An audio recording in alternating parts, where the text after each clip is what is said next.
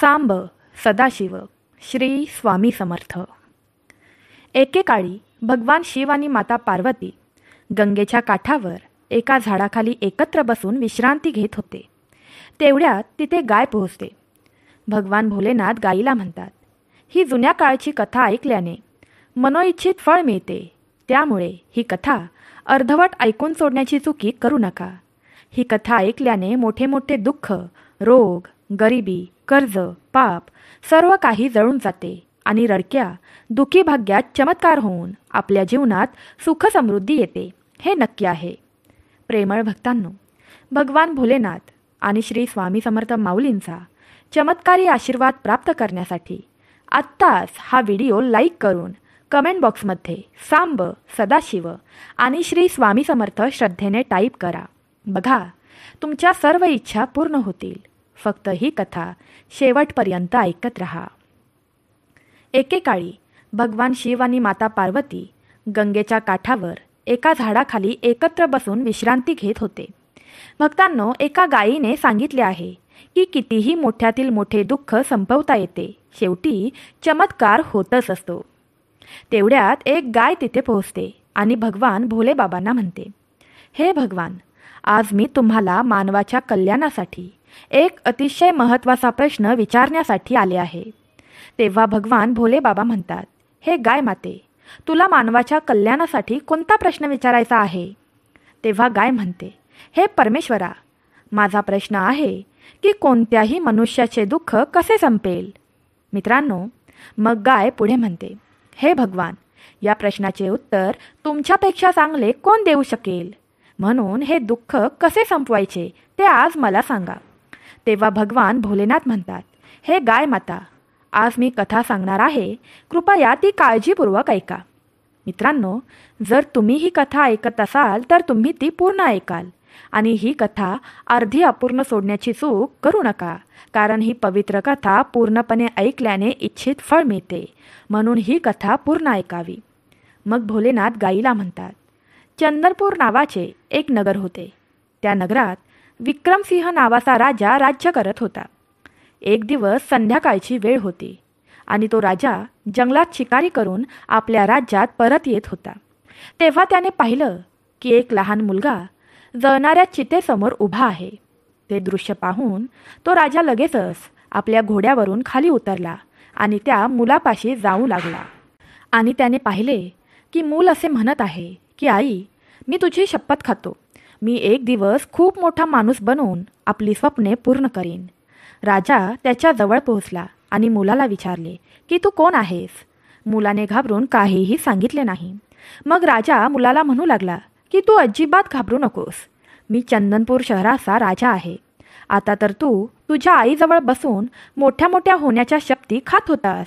मला समजू शकेल का की आपण निर्जल जंगलात आपल्या आईच्या चितेजवळ बसून एकटेच का रडत आहात?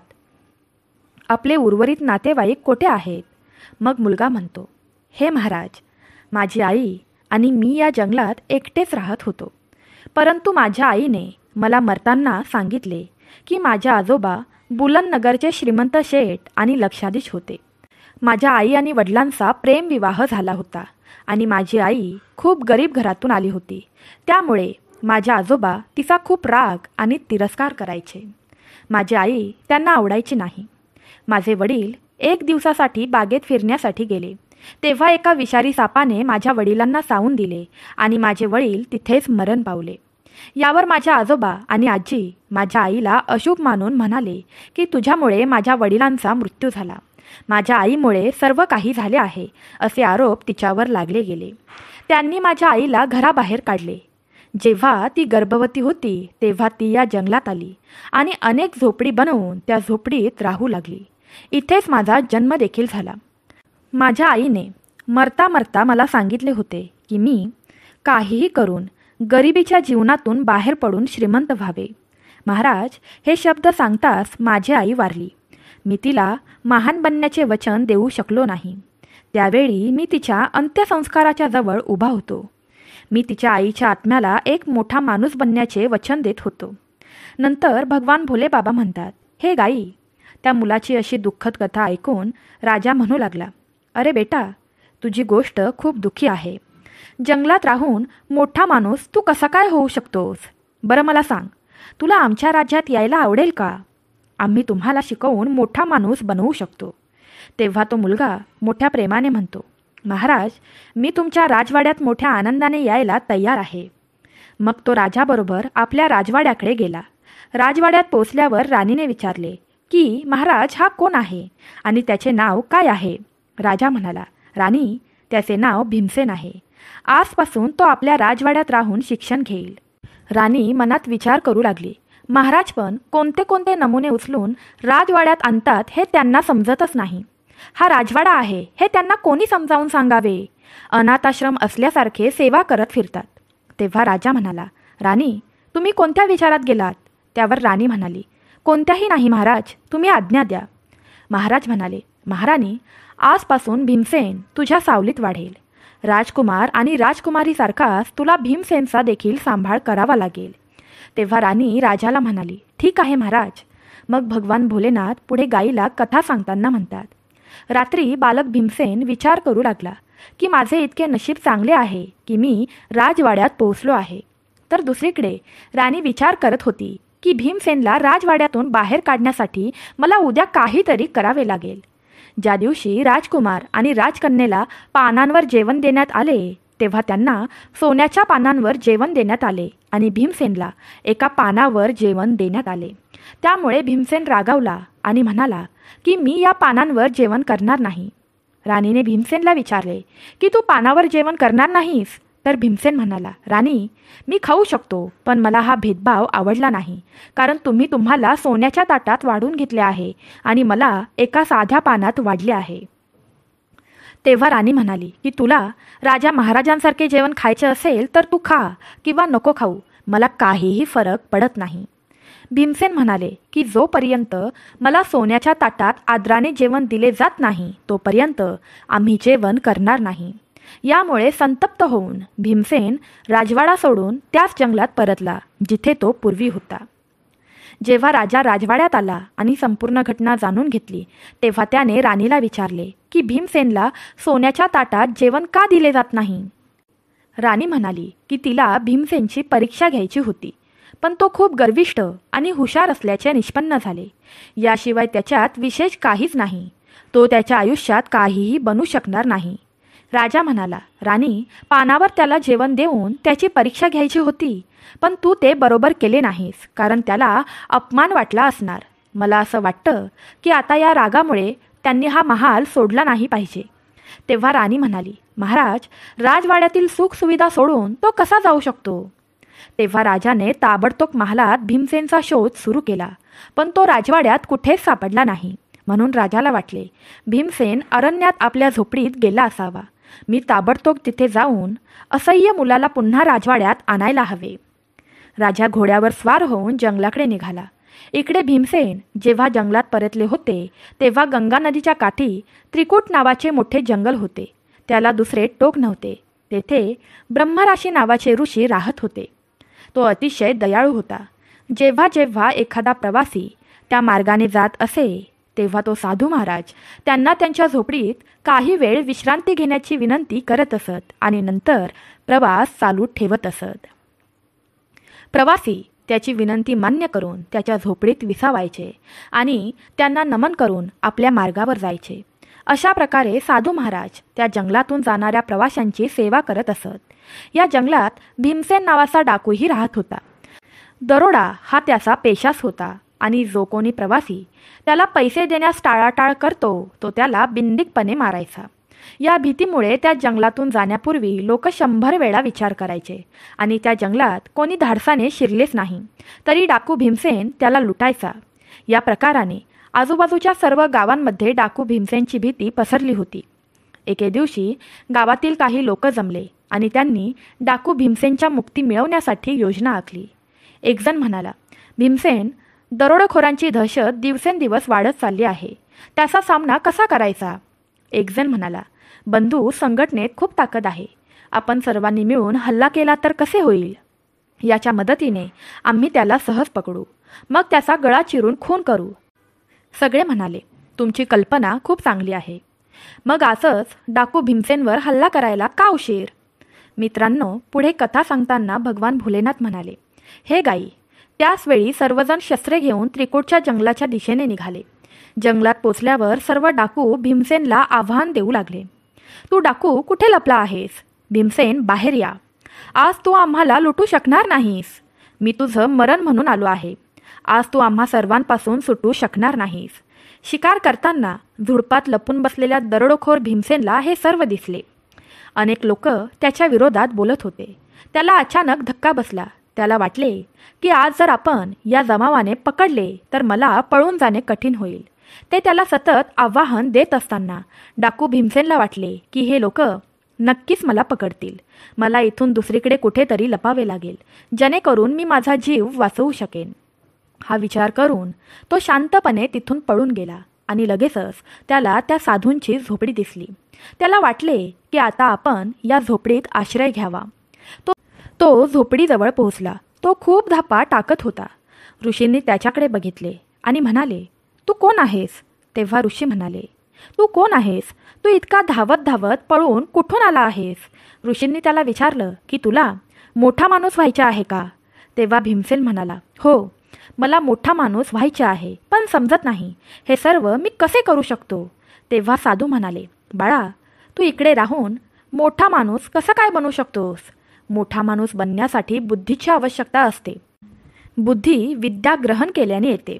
तेव्हा भीमसेन म्हणाला, परंतु महाराज, मी विद्या कशी प्राप्त करू? माझ्याकडे तर शिक्षणासंदर्भात काहीही नाही. मला कोण शिकवू शकत नाही. त्यावर ऋषी म्हणाले, जर तुला खऱ्या मनाने शिक्षण घ्यायचे असेल तर माझ्या आश्रमात राहून तुम्ही ज्ञान मिळवू शकता. भीमसेनने कसा तरी त्रासलेला श्वास रोखला आणि तो बोलू लागला, साधू बाबा, मला काही माणसं मारण्यासाठी जंगलात शोधत आहेत. त्यावर साधू म्हणाले, बेटा, तू झोपडीत जा आणि तिथे जाऊन बस. साधूंचे हे बोलणे ऐकून भीमसेन आतमध्ये झोपडीत जाऊन बसला. क्षणातच भीमसेनला शोधण्यासाठी माणसांची गर्दी साधूंच्या झोपडीजवळ येऊन पोचली आणि ती सर्व माणसं साधू महाराजांना विचारू लागली की बाबा, तुम्ही एखाद्या मनुष्याला इथून पळ काढताना पाहिले आहे का? तुम्ही कोणत्या माणसाबद्दल बोलत आहात? ते सर्व म्हणाले, साधू महात्माजी, आम्ही डाकू भीमसेनबद्दल बोलतोय. साधू बाबा, त्याने निष्पाप आणि निराधार लोकांना लुटले. तेव्हा ते साधू बाबा म्हणाले, तुम्ही काय म्हणत आहात? हो साधू, आम्ही खरं बोलत आहोत आणि मोका भेटल्यावर भीमसेन कित्येक लोकांची हत्या देखील करतो. तेव्हा साधू बाबा म्हणाले, काय तुम्हाला भीमसेनला मारायचे आहे? पण तो कधीच गंगा नदीमध्ये पडून मृत्यू पावला आहे.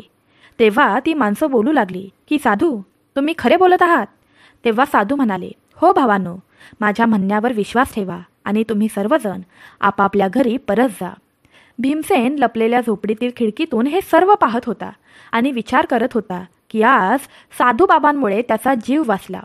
साधूंचा ही लोक खूप आदर करतात आणि त्यांच्यावर विश्वास ठेवून मला मारायला आलेली माणसं तिथूनच निघून गेली.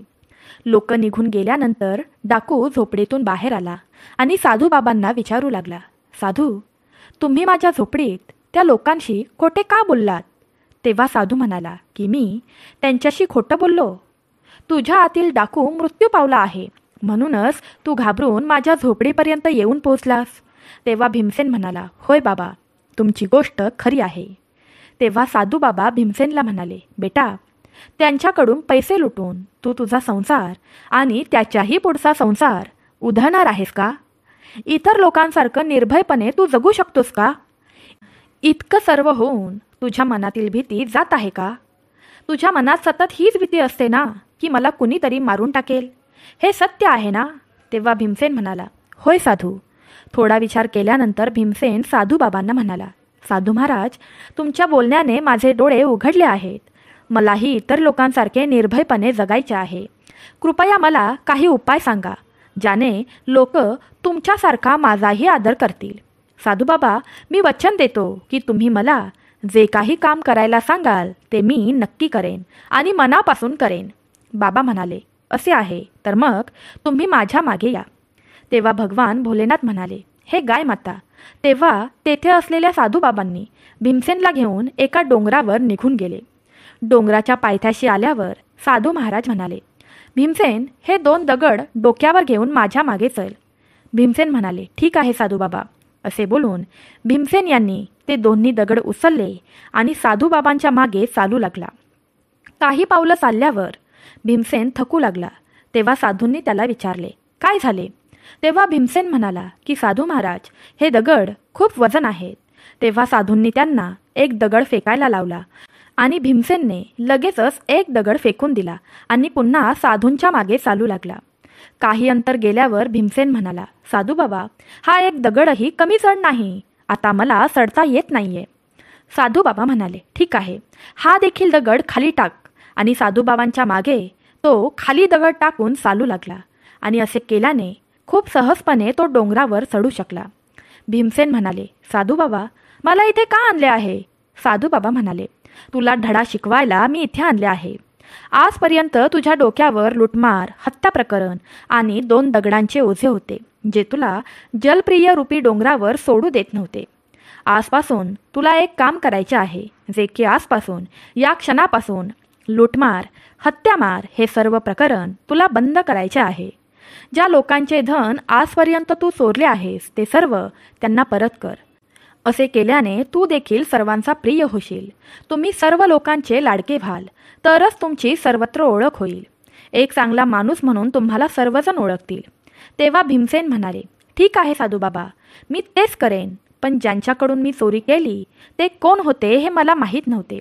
पैसे आणि ते कुठले रहिवासी होते हे मला ठाऊक नाही. तेव्हा साधूबाबा म्हणाले, तुम्ही हे चोरीचे पैसे गरिबांमध्ये वाटून द्या. भीमसेन म्हणाले, ठीक आहे साधूबाबा, मी तेच करेन. भीमसेनने तेच केले आणि तो त्याचा वेश बदलून शहरात निघून गेला. सोबत आणलेल्या धनाला त्याने गरिबांमध्ये आणि गरजू लोकांना वाटून टाकले.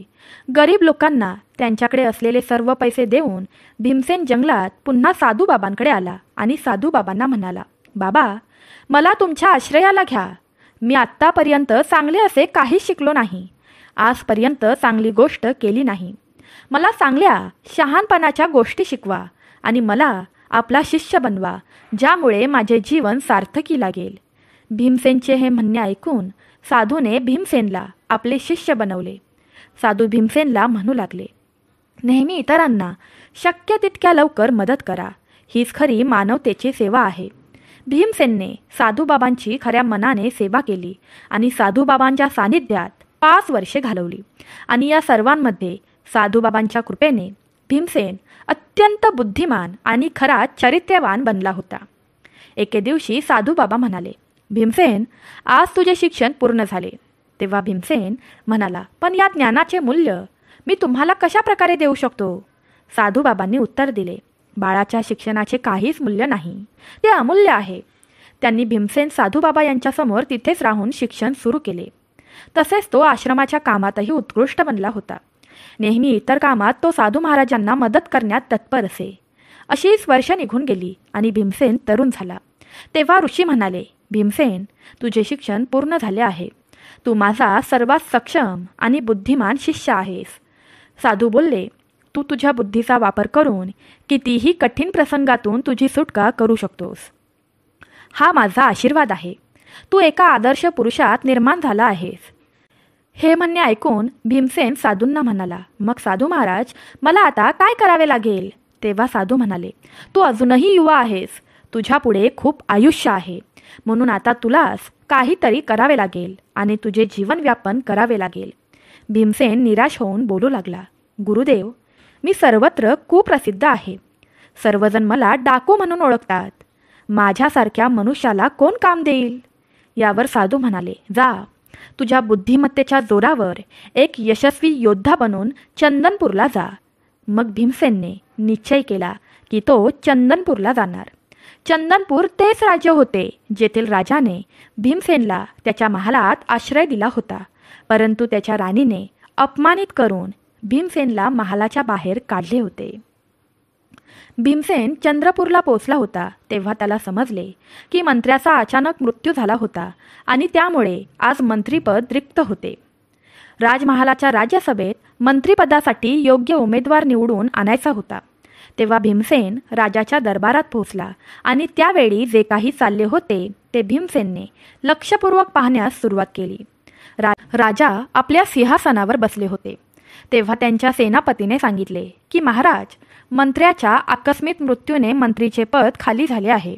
हे पद जास्त काळ खाली ठेवू शकत नाही. राजा म्हणाला, सेनापतीजी, तुमचे म्हणणे अगदी बरोबर आहे. आजवर चालत आलेल्या परंपरेनुसार मंत्रीपद मंत्रीपुत्र सारंग यांच्या हाती दिले जाईल.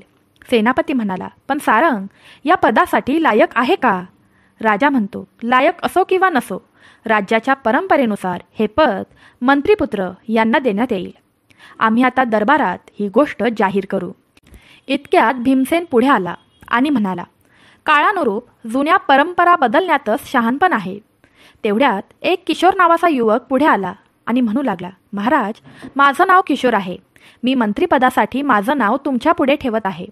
तो युवक भीमसेनच असतो, पण त्याने त्याचे नाव खोटे सांगितलेले असते, जेणेकरून राजा त्याला ओळखू शकणार नाही. खूप काळानंतर राजा विक्रम हे वृद्ध झाले होते. भीमसेन राजाला म्हणू लागले, महाराज, तुमची इच्छा असेल तशी तुम्ही माझी परीक्षा घेऊ शकता. मी तुमच्या परीक्षेत उत्तीर्ण झालो तर ठीक आहे, नाहीतर तुम्हाला हवी ती शिक्षा तुम्ही मला देऊ शकता. राजा म्हणाला, तरुणा, राजाच्या परंपरा बदलण्यासाठी तू दिलेला सल्ला आम्हाला मान्य आहे. तुम्ही आमच्याद्वारे घेतलेल्या परीक्षेत उत्तीर्ण झालात तरच आम्ही तो सल्ला अंमलात आणू. आम्ही सारंग आणि तुमची दोघांची परीक्षा घेऊ आणि मग त्याला चंदनपूरचा मंत्री करू. राजा विक्रमसिंह यांच्या आदेशानुसार सोन्याच्या म्यानात ठेवलेल्या 2 तलवारी ताबडतोब राजदरबारात हजर केल्या गेल्या. तेव्हा राजा विक्रमसिंहने सारंगला तलवार दिली आणि सांगितले, सारंग, तुला उत्तर दक्षिण दिशेला जावे लागेल आणि तिथून जवळ असलेल्या राज केसरपूरला जा आणि तिथल्या राजा केसरसिंगला ही भेट द्या आणि पुन्हा इकडे या. त्यानंतर राजाने किशोरला सोन्याची तलवार दिली. राजा किशोरला म्हणाले, पश्चिमेकडील सीमेवरील राज विशालपुरम येथे तुला जावे लागेल आणि राजा विशाल यांनाही भेट म्हणून तुला द्यावी लागेल आणि पुन्हा इकडे परतावे लागेल. आणि ते दोघेही तलवारी घेऊन उत्तरेकडील केसरपूर राजाच्या दरबारात पोहोचले. जेव्हा सारंग उत्तर दिशेतील केसरपूर राज्यात पोहोचले तेव्हा तेथील राजाला सारंग म्हणाले, मी चंदनपूर येथील पाठवण्यात आलेला राजपूत आहे. तेथील महाराजांनी ही सोन्याची तलवार तुम्हाला भेटवस्तू म्हणून दिली आहे. तेव्हा तेथील राजा त्या राजदूताला म्हणाला, या भेटवस्तूचा मी उपहार करत आहे. पण जेव्हा महाराजांनी तलवार बाहेर काढली तेव्हा त्यांना दिसले की तलवारीच्या टोकाला लाल रंग लागला आहे. राजाने विचारलं, हे काय? तलवारीच्या टोकाला लाल रंग का लागला आहे? या लाल रंगाचा अर्थ काय आहे आणि हे असे मला का पाठवले आहे? मग सारंगच्या मनात विचार आला, या लाल रंगाचा अर्थ काय असू शकतो? मला याचे उत्तर माहीत नाही. पण यावेळी राजा केसरसिंगच्या प्रश्नाला उत्तर न देणे योग्य होणार नाही असा विचार करून तो म्हणाला, हो राजन, हे लाल रंगाचे रहस्य असे आहे की एकतर तू आमच्या राजाच्या तलवारीची ताकद मान्य कर, नाहीतर आमच्या राजाची रक्तरंजित तलवार तुमच्या राज्यात रक्ताच्या नद्या वाहूनही नाही सुकणार. आता युद्धभूमीमध्येच धारदार तलवारीचा निर्णय होईल. सेनापती विक्रमसिंगने लाल रंगाची तलवार पाठवून आम्हाला आव्हान दिले आहे. आजपासून आपण चंदनपूर शहरावर हल्ला करण्याचा विचार केला पाहिजे. हे ऐकून महाराज सारंग घाबरून तिथून निघून आले. तेच दुसऱ्या ठिकाणी भीमसेन विशालपूर इथे पोहोचला. तेव्हा तो तेथील राजासमोर उपस्थित राहिला. तेव्हा तेथील राजा म्हणाला, हे राजदूत, या तलवारीच्या टोकाला लागलेला हा लाल रंग आम्हाला समजत नाही. याचा अर्थ काय आहे? ते ऐकून भीमसेन म्हणाले, महाराज, आमचे राजे तुमचा खूप सन्मान करतात. या तलवारीला तुमचा खूप आदर आहे. त्याच आदराचे प्रतीक म्हणजे तलवारीच्या टोकावर लाल रंग लावणे. म्हणजे आपला राजा आणि त्याचे राज्य तुमच्या मैत्रीसाठी कोणत्याही थराला जाऊ शकते. राजा खुश होऊन म्हणाला की ही खूप चांगली गोष्ट आहे. मी तुमच्या राजाच्या या मित्रतेचा स्वीकार करतो आणि त्यांचे मनपूर्वक आभार मानतो. मी तुमच्या राजाचा खरा मित्र होण्याचा प्रयत्न करीन. माझे मन तन नेहमीच त्यांच्यासाठी समर्पित राहील. यानंतर राजा म्हणाला, राजदूत, मी तुमच्या राजाला सैन्य आणि काही मौल्यवान भेटवस्तू उपहार म्हणून देत आहे. आणि मग भीमसेन मौल्यवान भेटवस्तू घेऊन चंदनपूरच्या दिशेने निघाले. इथे केसरपूरच्या नगराने या राज्यावर युद्ध चालू केले होते. जेव्हा ते दोघेही आपल्या नगरात पोहोचले आणि ते त्या राजापर्यंत पोहोचले तेव्हा राजा म्हणाला, सारंग, मला सांगा, केसरपूरचा राजा तुला काय म्हणाला? तलवारीच्या टोकावर लागलेल्या लाल रंगाचा अर्थ तू त्यांना काय सांगितलास? तेव्हा सारंगने सर्व गोष्ट राजाला विस्तारपूर्वक सांगितली. तेव्हा राजा म्हणाला, सारंग, तू हे काय म्हणत आहेस? केसरसिंह स्वतः आपल्या राज्यावर आक्रमक करणार आहे? हा महाराज. त्याचवेळी एक गुप्तचर आला आणि म्हणाला, महाराज, केसरपूरचे प्रचंड सैन्य चंदनपूरकडे येत आहेत. आता आपले काय होईल महाराज?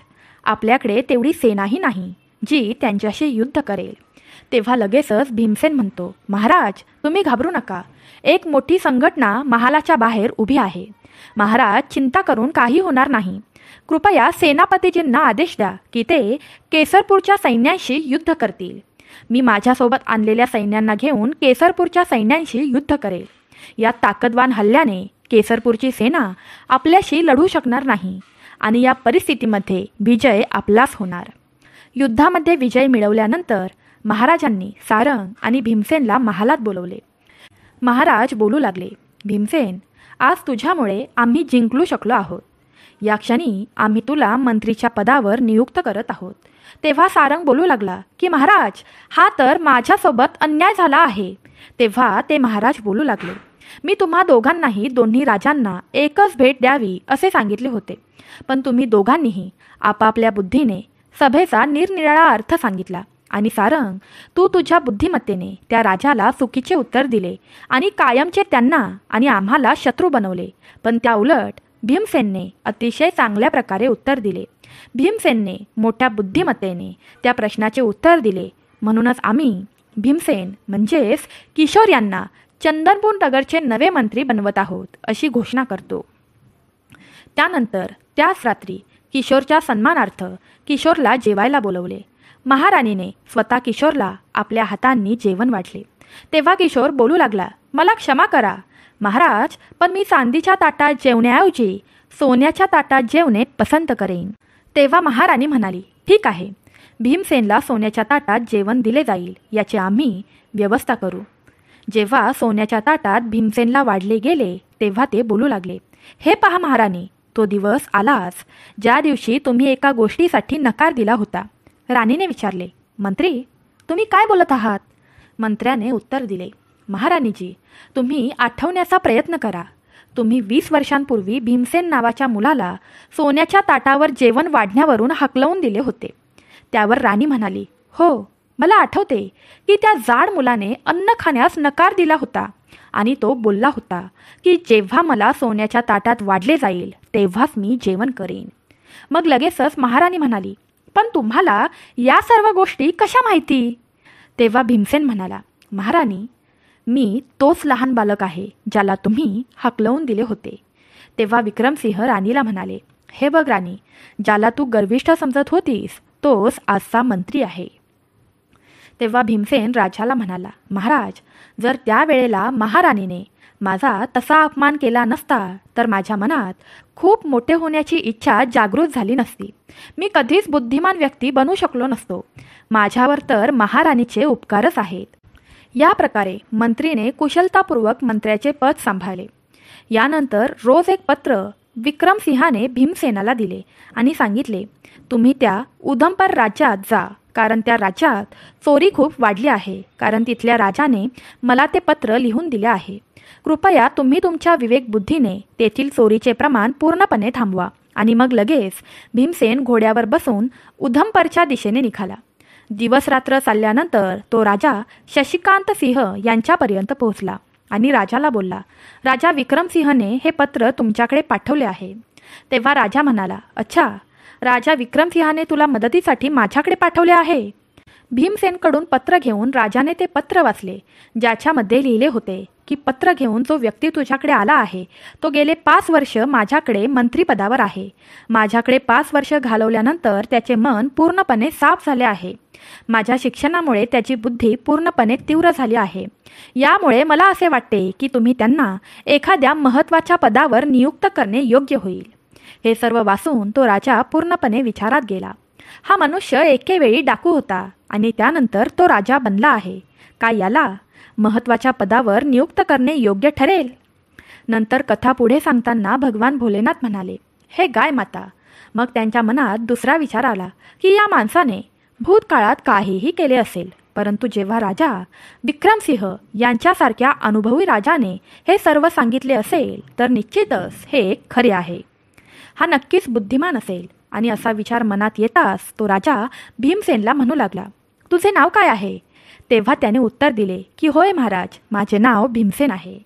तेव्हा तो राजा भीमसेनला म्हणाला की आजपासून आम्ही तुला विशेष सल्लागार म्हणून तुझी नियुक्ती करत आहोत. तेव्हा भीमसेन म्हणाला, महाराज, मी तर खूप नशीबवान आहे. त्या दिवशी राजा शशिकांत भीमसेनसह राजदरबारात पोचले आणि त्यांना म्हणाले, भीमसेन, आजपासून तुम्ही इकडे बसणार आहात. भीमसेनने त्यांची जागा घेतली होती. तेवढ्यातच काही लोक त्यांची तक्रार घेऊन दरबारात आले. त्यांच्यामध्ये 3 पुरुष आणि 1 वृद्ध महिला होती. एक पुरुष पुढे येऊन महाराजांना म्हणाले, महाराज, या वृद्ध महिलेने आमचे सर्व पैसे हडप केले आहेत. कृपया आम्हाला न्याय द्या आणि आमचे पैसे परत द्या. महाराज म्हणाले, आधी सर्व तपशील सांगा, मगच आपण निर्णय ऐकून घेऊ. त्यावर ती म्हातारी पुढे आली आणि म्हणाली, महाराज, हे तिघेही खोटं बोलत आहेत. तेव्हा म्हाताऱ्या बाईने आपली गोष्ट सांगितली आणि म्हणाली, महाराज, हे 4 व्यापारी तुमच्या राज्यात व्यवसाय करण्यासाठी आले होते आणि इथे त्यांना भरपूर नफा मिळाला होता. कथा सांगताना म्हातारी म्हणू लागली की एके दिवशी हे 4घे जण त्यांचे सर्व पैसे आणि धन घेऊन माझ्याकडे आले आणि मला म्हणू लागले की आमच्यापैकी कोणी पैसे मागितले तर ते देऊ नका. आम्ही या राज्यात नवीन आहोत आणि आमच्याकडे खूप सारे धन आहे. तुम्ही आमच्या धनाची रक्षा करा. तेव्हा त्या म्हाताऱ्या बाईने त्यांना प्रश्न विचारला की हे धन मी कशा प्रकारे ठेवू? तेव्हा ती लोक म्हणाली, आम्ही या धनाला तुमच्या जमिनीत गाडून टाकू आणि ज्या दिवशी आम्ही सर्वजण येऊन तुझ्याकडे हे धन मागू तेव्हाच हे सर्व धन तू आम्हाला परत काढून दे. पण आमच्यापैकी कोणी एकही जण तुझ्याकडे येऊन धन मागू लागला तर तू त्यांना काहीही देऊ नकोस. तेव्हा ती म्हातारी म्हणाली, हे तर खूप सोपं आहे, पण या सर्वात मला काय भेटणार? त्यावर ते म्हणाले की म्हातारी आई, या बदल्यात आम्ही देखील तुला धन देऊ. तेव्हा त्या म्हातारीने त्यांना उत्तर दिले की हे पोरांनो, मला तुमची गोष्ट मंजूर आहे. तेव्हा त्या मुलांनी तिचे घर खोदायला सुरुवात केली. तेव्हा त्या घरात बरेच सोने सापडले. मग त्या लोकांनी त्यांच्याही धनाला तिथेच गाडून टाकले. तेव्हा ते 4 पुरुष त्या म्हातारीला म्हणाले की हे म्हातारी आई, आम्ही रोज संध्याकाळी तुझ्याकडे जेवायला येऊ. मग ते 4 पुरुष जेव्हा रोज संध्याकाळी त्या म्हातारीकडे जेवण करायला येत असत तेव्हा त्या म्हातारीला विचारत असत, आमचे सर्व धन सुरक्षित तर आहे ना? तेव्हा ती म्हातारी आई त्यांना सांगत असे, तुमचे धन पूर्णपणे सुरक्षित आहे. एके दिवशी त्या 4ही व्यापाऱ्यांनी त्या म्हातारीच्या घरात जाऊन खजिना खोदला, पण तो पैसा तसाच शिल्लक होता. आता त्यांना त्या म्हातारीच्या प्रामाणिकपणाबद्दल कोणतीही शंका नव्हती. मग त्या 4 पुरुषांनी त्या म्हातारीच्या प्रामाणिकपणावर प्रसन्न होऊन म्हातारीला 4 ते 5 सुवर्ण मुद्रा दिल्या आणि तिला म्हणाले की हे म्हातारी आई, या मुद्रा तुझ्याकडे ठेवून घे, नक्कीच तुला कामाला येतील. त्यावर त्या सुवर्ण मुद्रा स्वीकारून त्या म्हातारीने त्यांना भरपूर आशीर्वाद दिला. पण त्या 4घांपैकी त्यावेळेला एकामध्ये लालच जन्माला आली. त्याच्या मनात विचार आला की जर त्याने म्हातारी आईला फसवून सर्व पैसे हडप करू शकला तर त्याचे आयुष्य बिना मेहनत करता खूप आनंदाने जाईल. एक दिवस ते 4ही व्यापारी घराबाहेर एका झाडाखाली बसून खेळ खेळत होते. तेव्हा एकाने दुसऱ्याला सांगितले की तू जाऊन म्हातारी आईला लवकर जेवण बनवायला सांग, खूप भूक लागली आहे. तेव्हा तो बोलला, ठीक आहे, मी लगेच जातो. घराच्या दिशेने तो विचार करत होता की जेव्हा त्याचे साथीदार बाहेर व्यस्त आहेत आणि तो एकटाच संपत्ती हिसकावून घेऊ शकतो तेव्हा तो म्हातारीच्या घरात गेला आणि म्हातारीला म्हणू लागला, म्हातारी आई, आता आम्हाला सर्व पैसे हवे आहेत. माझ्या मित्रांनी मला पैसे आणायला पाठवले आहे. त्यावर म्हातारी आई म्हणाली, पूर्ण धनाची आवश्यकता एकाच वेळी तुम्हाला कशी काय पडू शकते? तेव्हा तो म्हणाला की जर माझ्या बोलण्यावर तुझा विश्वास बसत नसेल तर बाहेर जाऊन तू माझ्या साथीदारांना विचारू शकतेस. तेव्हा ती म्हातारी आई घराबाहेर आली आणि बाहेर खेळ खेळत असलेल्या पुरुषांना विचारू लागली की तुम्ही जयंताला जे सांगितले आहे ते बरोबर आहे का? तेव्हा सर्वांनी उत्तर दिले की म्हातारी आई, बरोबर आहे, पण लवकर कर. तेव्हा म्हातारी आतमध्ये आली आणि त्या पुरुषांना म्हणू लागली की तुझे साथीदार देखील तुझ्या बोलण्याचे समर्थन करत आहेत. तेव्हा म्हातारी म्हणाली की ठीक आहे, तू हा खड्डा खोदून खोदून धन काढू शकतोस आणि आपले पैसे घेऊ शकतोस. तेव्हा तो व्यक्ती म्हणाला, जसा विचार मी केला होता अगदी तसेच झाले. आणि त्याने जोरजोरात खड्डा खणायला सुरुवात केली. मोठ्या मेहनतीने त्याने तो खड्डा खणला आणि 2 मोठमोठ्या गोणी धन काढून भरल्या गेल्या. यानंतर तो म्हातारीला म्हणाला, म्हातारी आई, तू जरा तांब्या भरून पाणी घेऊन ये, मला खूप तहान लागली आहे. तेव्हा म्हातारी आई पाणी आणायला गेली. तेवढ्यात तो पैसे आणि धन घेऊन घराबाहेर पडला. अंगणात एक घोडा उभा होता. त्याच्या पाठीवर लादून तो लगेचच तिथून पळून गेला. तर बाहेर खेळ खेळत असलेले त्याचे मित्र एकमेकांना विचारू लागले की आपला मित्र अजून बाहेर कसा काय आला नाही. तेव्हा ते एकमेकांना म्हणू लागले की आत्तापर्यंत जेवणही तयार झालं असेल, आपण आतमध्ये जाऊया. ते तिघा आतमध्ये गेले आणि म्हातारीला म्हणू लागले की म्हातारी आई, जेवण तयार झालं का? आम्ही तर खूप आधीच आमच्या मित्राला आमच्यासाठी जेवण करायला सांगितले होते. तेव्हा म्हातारी म्हणाली, अरे, त्या व्यक्तीने तर मला काहीच सांगितले नाही. तो व्यक्ती सर्व धन आणि पैसे घेऊन केव्हाच तुमच्याकडे निघून गेला आहे. हे ऐकून 3ही व्यापारी सदम्यात गेले आणि पुन्हा त्या म्हातारीला रागारागात विचारू लागले की तू त्या एकट्याला सर्व धन का देऊन टाकलेस? तेव्हा ती म्हणाली, अरे, म्हणूनच तर मी तुम्हाला विचारण्यासाठी बाहेर आले होते. तेव्हा तुम्ही बोललात की थोडं लवकर कर. तेव्हा ते पुरुष बोलू लागले, हो बरोबर आहे, आम्ही तुला जेवण लवकर कर असं बोललो होतो. तेव्हा म्हातारी म्हणाली, तुमच्या मित्रांनी तुम्हाला धोका दिला आहे. म्हातारीने कथा पूर्ण करताना राजाला सांगितले की राजा, हीच आहे खरी कहाणी. म्हातारी राजाला म्हणू लागली की राजा, आता तुम्ही सांगा, या संपूर्ण घटनेमध्ये माझा काय दोष आहे? तेव्हा ते 3ही पुरुष राजाला म्हणू लागले की महाराज, ही म्हातारी खोटं बोलत आहे. तिला नक्कीच माहीत आहे की आमचा मित्र धन घेऊन कुठे गेला आहे. महाराज, आमच्यावर कृपा करा आणि या म्हातारीला आमचे सर्व धन परत करण्याची विनंती करा. ही घटना ऐकून महाराज देखील विचारात पडले आणि बोलू लागले, ही तर खूप विचित्र घटना आहे. आता हे लोक कशा प्रकारे हे सर्व सांभाळतील हा विचार करून तेथील राजाने ठरवले की ही अडचण भीमसेनला मी सांगतो, त्यामुळे त्याची बुद्धी कितपत काम करते हे देखील मला समजेल. मग राजा भीमसेनला म्हणाला, भीमसेन, तुम्ही या लोकांची अडचण सोडवू शकता का? तेव्हा भीमसेनने उत्तर दिले, अवश्य महाराज. तेव्हा भीमसेनने त्या म्हाताऱ्या बाईला विचारले, म्हाताऱ्या बाई, 4 व्यापारी तुमच्याकडे पैसे ठेवायला आले होते, तेव्हा त्यांनी तुम्हाला काय सांगितले होते? तेव्हा म्हातारी म्हणाली, होय, त्यांनी मला असे सांगितले होते की जेव्हा आम्ही सर्वजण एकत्र येऊ तेव्हाच आम्हाला हे सर्व धन तू देऊ शकतेस. आमच्यातील कोणीही एकटा आल्यावर तू त्यांना धन देऊ नकोस, असे त्यांनी मला सांगितले होते, असे म्हातारीने भीमसेनला उत्तर दिले. तेव्हा भीमसेनने त्या 4 पुरुषांना विचारलं की म्हातारी आई जे सांगत आहे ते खरे आहे का? तेव्हा ते पुरुष म्हणाले की म्हातारी जे सांगत आहे ते खरे आहे, यावर आम्हाला शंका नाही. पण तिने आम्हाला न विचारता आमच्या 4थ्या साथीदाराला सर्व काही देऊन टाकले, हीच आमची तक्रार आहे. आम्ही म्हातारी आईला सांगितलं होतं की आम्ही 4 जण येऊ तेव्हाच धन दे. जर आमच्यातील कोणी एकटाही आला तर त्यांच्या हाती धन देऊ नकोस. तरीही म्हातारी आईने चुकीचे केले. तेव्हा भीमसेन म्हणाला, त्याच प्रकारे जेव्हा तुम्ही 4घे जण येऊन या म्हातारी आईकडे धन मागाल तेव्हाच तुम्हाला ती धन देईल, अन्यथा नाही. भीमसेन म्हणाले, तुम्ही या म्हाताऱ्या आईला इकडे का घेऊन आला आहात? तुम्ही तुमच्या 4थ्या साथीदाराला इकडे घेऊन या, तेव्हाच या म्हाताऱ्या आईला तुम्ही जाब विचारू शकता.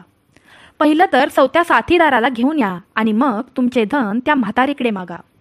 मग तेव्हा जर म्हातारीने तुम्हाला तुमचे धन परत दिले नाही तर मग तुम्ही तिला दोषी ठरवू शकता. तेव्हा ते 3ही पुरुष विचार करू लागले की या व्यक्तीने तर आपल्याच शब्दांमध्ये आपल्याला अडकवले आहे, तेही खूप चांगल्या प्रकारे बुद्धिमत्ता वापरून. तेव्हा ती म्हातारी आई म्हणू लागली की बाळा, तू खूप चांगला निर्णय घेतला आहेस, तुला दीर्घ आयुष्य लाभो. मग ते व्यापारी मान खाली घालून तेथून जायला निघाले. तेव्हा भीमसेन म्हणाला, थांबा, मला तुमच्या तिघांच्या मेहनतीवर संशय येतोय. कोणी आपल्या मेहनतीने कमावलेले धन दुसऱ्यांच्या घरी ठेवेल तरी कसे? तुम्ही मला खरे खरे सांगा, हे धन तुम्हाला कुठून मिळाले? तेव्हा ते 3ही पुरुष सांगू लागले की हे धन आम्ही व्यापार करून मिळवले आहे. तेव्हा महाराज म्हणाले, खरं खरं सांगा, नाहीतर आज तुमचे खरे नाही. तेव्हा ते पुरुष बोलू लागले की नाही महाराज, आम्ही खरे बोलत आहोत. तेव्हा भीमराज म्हणाले की यांच्याकडून खरे वगळण्यासाठी पोलिसांना बोलवण्यात यावे, जेणेकरून हे खरे सांगतील. हे ऐकता क्षणी त्या 3ही पुरुषांनी खरे सांगण्यास सुरुवात केली आणि बोलू लागले की महाराज, आमचा चोरी करण्याचा 4 जणांचा गट होता. जे धन आमचा चौथा साथीदार घेऊन फरार आहे ते धन एक चोरी करूनच एकत्र केले गेले होते. तेव्हा महाराज बोलू लागले, आता तर तुम्ही चोर निघालात. तेव्हा त्या पुरुषांनी देखील ते मान्य केले. भगवान भोलेनाथ गायीला कथा सांगताना बोलतात, हे गाय. मग त्या राजाने त्याच्या सैनिकांना आदेश दिला की या चोरांना जेलमध्ये टाकण्यात यावे आणि त्या वृद्ध म्हातारीला सन्मानाने राजमहालातून बाहेर जाऊ द्यावे. महाराज भीमसेनला म्हणाले की भीमसेन, तू खऱ्या प्रकारे परीक्षा जिंकला आहेस. आम्ही तुमची विशेष सल्लागार म्हणून नियुक्ती केली हे योग्य केले. आम्ही तुम्हाला आमचे विशेष सल्लागार बनवून दाखवले त्या दिवसापासून राजा शशिकांत सिंह हे सर्व काम भीमसेनचा सल्ला घेऊनच करत असत. भगवान शिव आपली कथा अशा प्रकारे संपवतात. मित्रांनो, ही कथा तुम्हाला आवडली असेल तर कमेंट बॉक्समध्ये हर हर महादेव लिहा. चॅनलला सबस्क्राईब करा आणि तुमच्यासमोर दिसणाऱ्या घंटीवर क्लिक करा, जेणेकरून तुम्हाला सर्वांना या प्राचीन चमत्कारिक कथा सर्वात प्रथम ऐकायला मिळतील. भक्तांनो, संपूर्ण व्हिडिओ पाहिल्याबद्दल तुम्हा सर्वांचे आभार. भगवंत तुमच्या सर्व इच्छा पूर्ण करतील हीच स्वामी महाराजांच्या आणि भगवान भोलेनाथांच्या चरणी मनापासून प्रार्थना. सर्वांनी तुमची काळजी घ्या. हर हर महादेव. श्री स्वामी समर्थ. सांब सदाशिव.